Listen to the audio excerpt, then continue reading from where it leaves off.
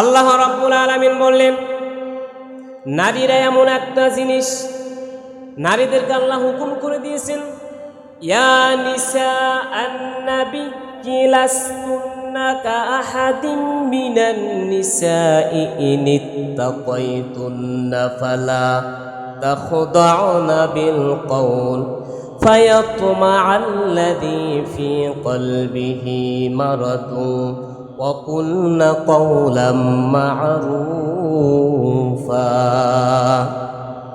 আল্লাহ রাব্বুল আলামিন নবীর স্ত্রীগণকে হুকুম করলেন, হে নবীর স্ত্রীগণ, তোমরা সাধারণ স্ত্রী লোকদের মতো নাও, তোমরা নবীর পরিবার, তোমরা নবীজির স্ত্রীগণ। তোমরা যদি আল্লাহকে ভয় করো, আল্লাহকে যদি ভয় করো, তাহলে তোমরা পর পুরুষের সাথে এমনভাবে কোমল কণ্ঠে কথা বলো না।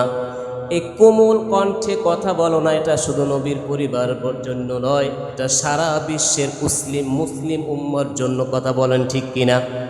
আল্লাহ রাব্বুল আলামিন বললেন, তোমরা যদি, হে নারীরা, তোমরা যদি পর পুরুষের সাথে মিষ্টি ভাষায় কথা বলো, পর পুরুষের সাথে যদি তোমরা কোমল কণ্ঠে কথা বলো, মায়াবী সুরে কথা বলো, ওই পর পুরুষের অন্তরের মধ্যে একটা রোগ আছে, ওই রোগটা যদি ঘুমান্ত অবস্থায় আছে, ওই ঘুমান্ত অবস্থায় রোগটা যদি জাগ্রত হয়ে যায়, হে নারীরা, তোমরাও ওই রোগে আক্রান্ত হয়ে যাবা।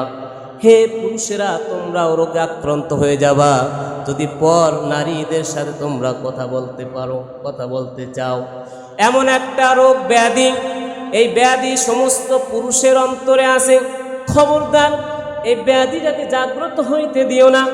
ব্যাধি যদি, এই রোগ যদি জাগ্রত হয়ে যায়, তাহলে উভয় কিন্তু আক্রান্ত হয়ে যাবা। আর উভয় যদি আক্রান্ত হয়ে যাও, এই দুজনের জন্য জাহান্নাম ছাড়া কোনো গতি হবে না। এমন একটা রোগ আল্লাহ রাব্বুল আলামিন অন্তরের মধ্যে দিছে, যে রোগ সংশোধন করা, কন্ট্রোল করা, নফসের সাথে জিহাদ করা খুবই কঠিন। এমনভাবে কঠিন, যেমন এই যে কচু পাতায় যেরকম পানি দিলে যেরকম টলমল করে এক জায়গায় থাকে না, এইরকম লাড়াচাড়া করে। মানুষের বর্তমানে ঈমান এত দুর্বল হয়ে গেছে, এই ঈমানটাকে মজবুত রাখা এত কঠিন। অন্য নারীদের সাথে বা অন্য পুরুষের সাথে কথা বললে শয়তান সেখানে একটা ভাগ বসায়, শয়তান সেখানে উকি ঝুঁকি মারে তাকায়, শয়তান সেখানে দাগা দিতে থাকে। এই জন্য আল্লাহ রাব্বুল আলামিন বললেন যে, হে নারীরা, তোমরা ঘরের দরজায় এবং জানালায় পর্দা লাগাও।